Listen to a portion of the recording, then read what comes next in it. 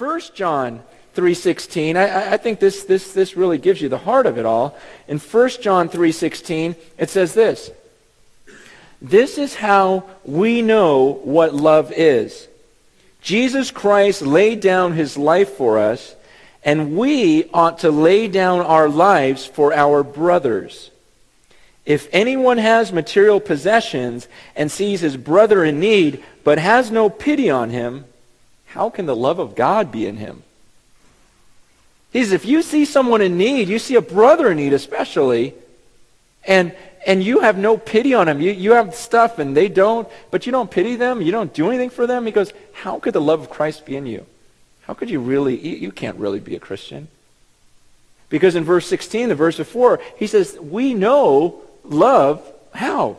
He says, through Christ. That Christ laid down his life for us, and he says, therefore, we ought to lay down our lives for our brothers. See, it's this whole idea of why are you here? You want to be a Christian. You want to follow Christ. And he's saying, what was Christ's example of love? He laid down his life. You've got Christ. You've got God on his throne. Think about this. In heaven, everyone's worshiping him. Life is great.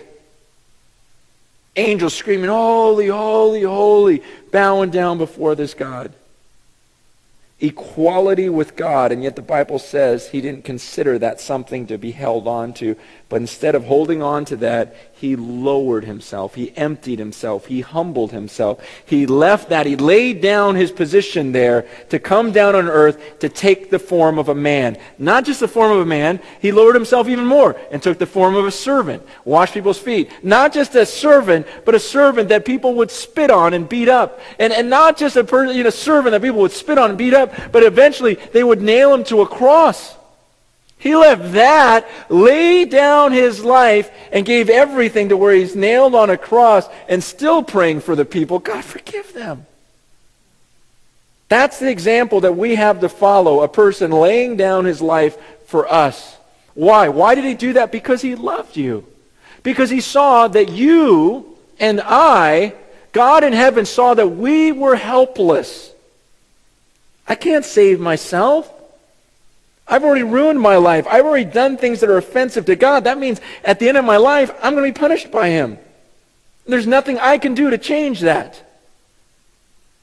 And then God says, but I can change that. I'll come down. I'll take the punishment on the cross for you. He saw me as helpless, and he came down. He made me rich. And he says, now, if you are a Christian, you do the same thing for your brothers.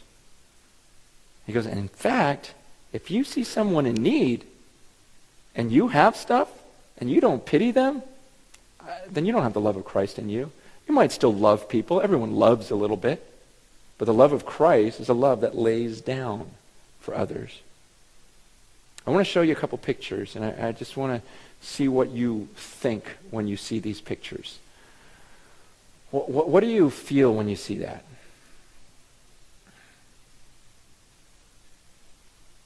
That's someone's kid. You know, do you think of that kid as, do you think that kid is as valuable as your kid? I mean, really. I mean, you hear that baby crying in our own room, you know. Is this baby as precious as that one? Go ahead and go to the next one.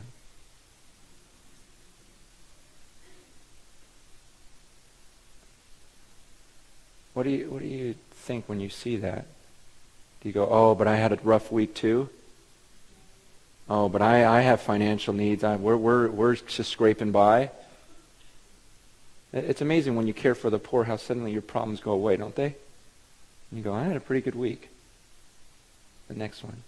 This one's interesting. It's the last one I'll show you. This actually was an older photo. This is a Pulitzer Prize winning photo.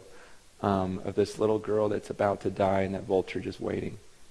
And the photographer who took that got so depressed afterwards that he killed himself. You know, it's just, what do these do to you when you go, okay, here I am in America, I got all this going on, and and you know everything about God and how he's a father to the fatherless, a defender of widows, and his true religion is to care for the widows and orphans, don't you just go, okay, what am I doing here then? What is my life supposed to be about? And if I were supposed to be a picture of Christ, and Christ, man, you talk about lowering. I mean, for me to sell everything and give to them, that doesn't even compare to what Christ did for us in humbling himself. And it's like, well, I'm supposed to be like Christ. Every 3.6 seconds, someone dies because of hunger. Boom. Someone just died. 3. Someone else just died. 2, 3. Another person just died. 2, 3. Little kid just died.